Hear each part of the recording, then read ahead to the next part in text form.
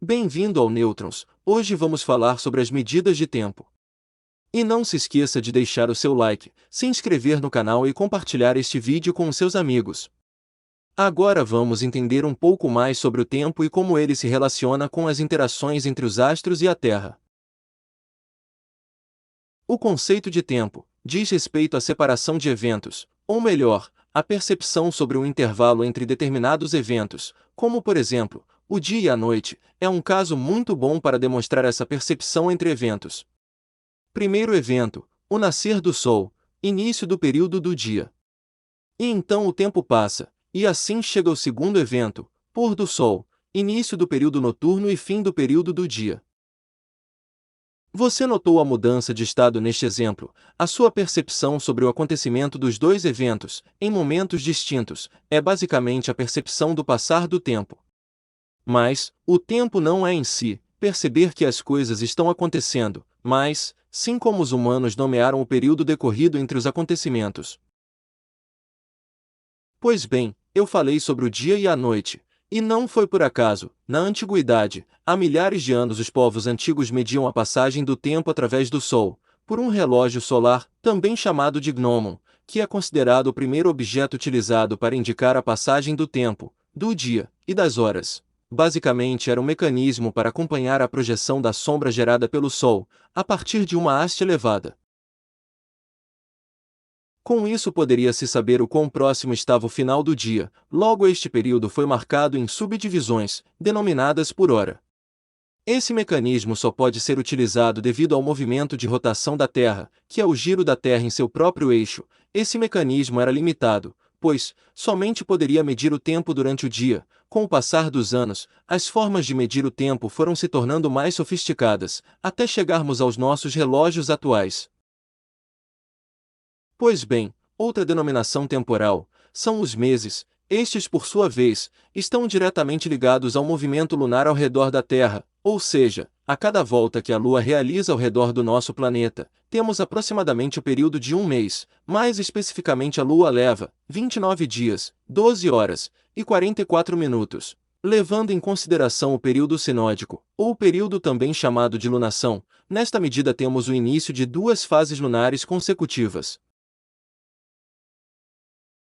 Uma curiosidade sobre este período é que ele não considera exatamente uma volta da Lua na Terra, mas, sim o início da repetição de duas fases lunares consecutivas. O tempo exato que a Lua demora para completar uma volta ao redor do centro de massa entre os dois corpos é de 27 dias, 7 horas e 43 minutos. Este período tem como referência o plano de fundo das estrelas mais distantes, e é chamado de período sideral.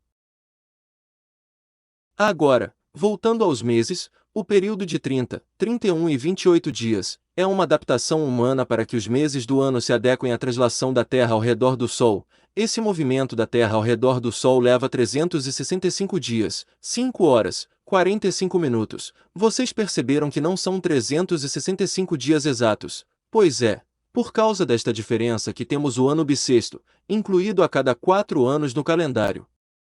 Assim um ano, mês ou dia não seria iniciado em um período durante o decorrer do dia. Já imaginou se ao meio-dia fosse comemorada a virada do ano? Seria um tanto quanto estranho para as pessoas. Para que isso não ocorra, faz-se necessária essa correção no nosso calendário.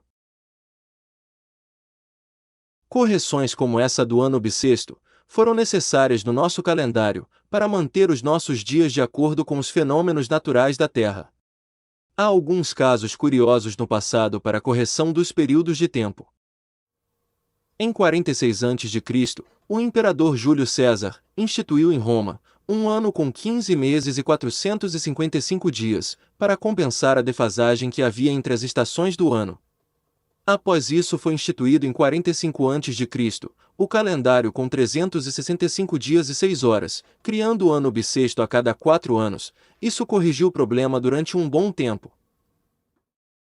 Mas, como esse calendário ainda não estava 100% correto, com o tempo o calendário foi ficando defasado, em relação ao ano natural, e no ano de 1582, foi criado o calendário gregoriano. instituído pelo Papa Gregório VIII. Neste calendário corrigiu-se a fórmula dos anos bissextos, e em sua implantação foram removidos 10 dias inteiros. Com isso, o dia seguinte a 3 de outubro de 1582 passou a ser o dia 15 de outubro de 1582, ajustando o calendário ao ano natural.